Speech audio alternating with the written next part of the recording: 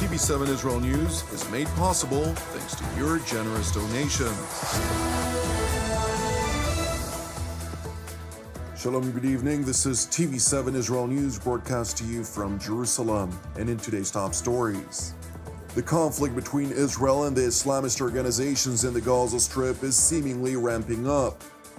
Tensions are evidently rising along Israel's northern and eastern fronts, with rocket fire and cross-border incursions reported. Germany and the Netherlands voice support for Israel's right for self-defense, while France and the United States are stepping up efforts to de-escalate the situation.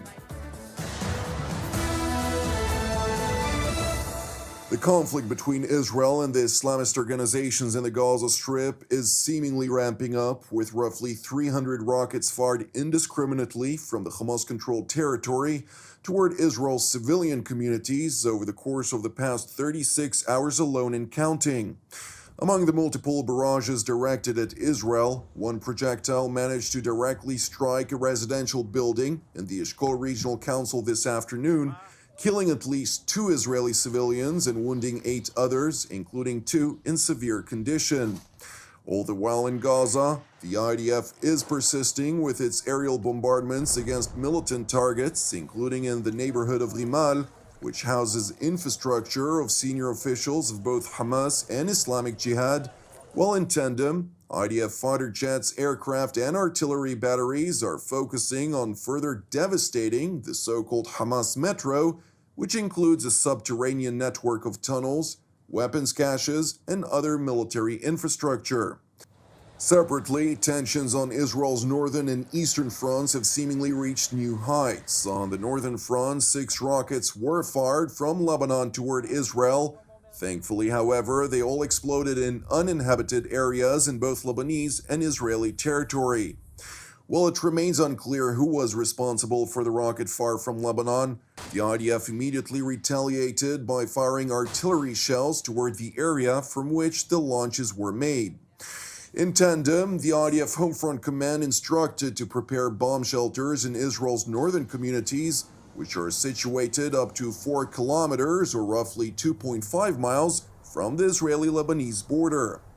It is important to mention that the IDF thwarted an attempted infiltration from Lebanon over the weekend, during which a group of Hezbollah operatives managed to cross the border into Israel before IDF troops opened fire toward the infiltrating cell, killing one of its members.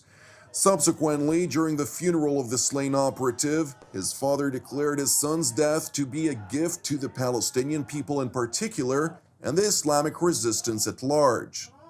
نحن بنقول لكل يعني هذه هدية للشعب الفلسطيني أول شيء والمقاومة الإسلامية بلبنان.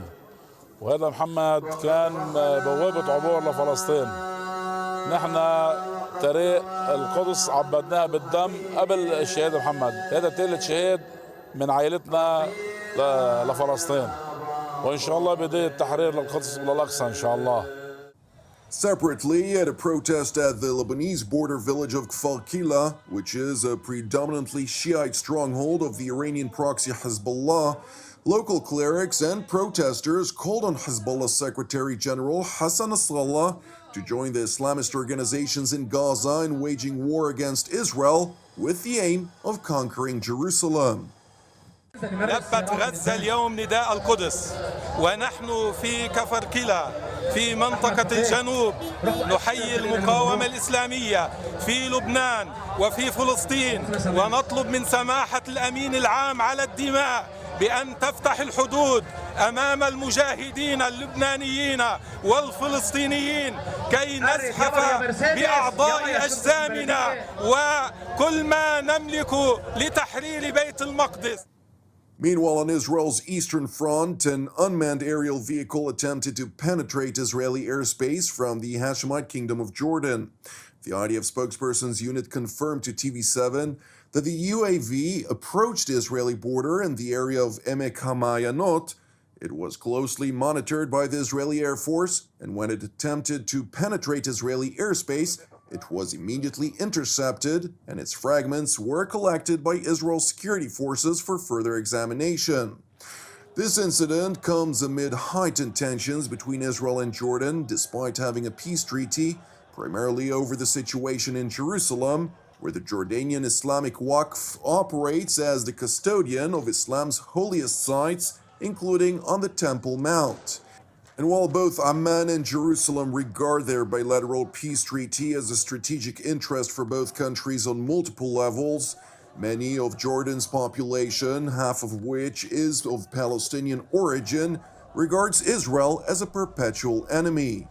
اليوم هنا ان شاء الله عشان نسمع اخواتنا بغزه وبكل فلسطين ان احنا معاهم ومتضامنين معاهم مشان يتركهم لحالهم ان شاء الله وعشان العدو الصهيوني يعرف انه في الامه كليتها واقفه معاهم تسندهم ان شاء الله. It is important to mention that earlier this week, 2 separate infiltration attempts from Jordan into Israeli territory were reported. While the second infiltration attempt apparently failed, it has been confirmed to TV7 that border police units apprehended 2 suspects armed with knives who managed to cross into Israeli territory. I can confirm to TV7 that the Israeli National Police are continuing security measures all across the country in order to prevent any infiltrations either from the Lebanese border or from the Jordanian border, as we saw over the last 48 hours. Heightened security will continue as long as necessary. In other yet related news, U.S. President Joe Biden held yet another phone conversation with Prime Minister Benjamin Netanyahu last night, during which he expressed his support for a ceasefire. Biden also reiterated that Israel had the right to defend itself against rocket fire, but encouraged it to make every effort to ensure the safety of all civilians. In response, Netanyahu expressed his appreciation for the president's consistent support for Israel's right to self-defense and told him that he was determined to complete the goals of the operation, which aimed to restore quiet and security to Israel's citizens. Subsequently, following a situation assessment of Israel's top security brass, Netanyahu emphasized Israel's unyielding resolve to devastate Gaza's terror infrastructure. סיימתי עכשיו הערכת מצב ואישור תוכניות מבצעיות עם שר הביטחון, הרמטכ"ל, ראש השב"כ, ראש המוסד וראש המל"ל. ההנחיה היא להמשיך להכות במטרות הטרור. צה"ל עושה זאת היטב. היום הוא חיסל עוד מפקד בכיר של הג'יהאד האסלאמי.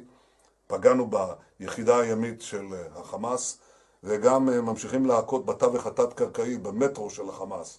ויש עוד מטרות. אנחנו נמשיך לפעול ככל שידרש כדי להשיב את השקט והביטחון לכל תושבי ישראל. It is important to highlight that while the United States is vocally backing Israel's right to self-defense, it is also increasingly eager to see an end to hostilities between Israel and the Islamist organizations in the Gaza Strip. So how we are looking at this from our standpoint is that our focus, our goal, every single action we take, every statement we make is with the objective of reducing the violence and bringing an end to the conflict on the ground. There are times in diplomacy where we'll need to keep those conversations quieter, where we won't read out every component of it. But that is our objective, and that is the prism through which every action and every comment is being made. Meanwhile, in Paris, French President Emmanuel Macron highlighted his own efforts in coordination with Egyptian President Abdel Fattah al-Sisi and Jordanian King Abdullah II to bring about a comprehensive ceasefire for Israel and Gaza. Je pense qu'elle est un des éléments qui permettrait de restaurer la confiance à court terme et surtout d'accompagner un cessez-le-feu. Elle est absolument clé pour permettre la réunification des différentes composantes palestiniennes et garantir très clairement le non-recours à la violence.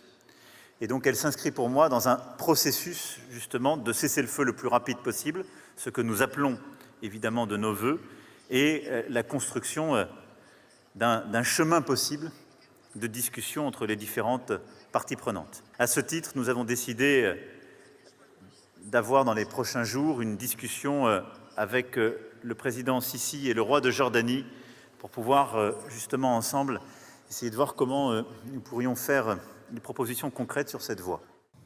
Meanwhile, in Berlin, following a phone conversation between Prime Minister Benjamin Netanyahu and German Chancellor Angela Merkel, in which the latter stressed Germany's uncompromising support for Israel's right to self-defense, the German government went on to publicly lay the blame on Hamas for the persisting hostilities between Israel and Gaza.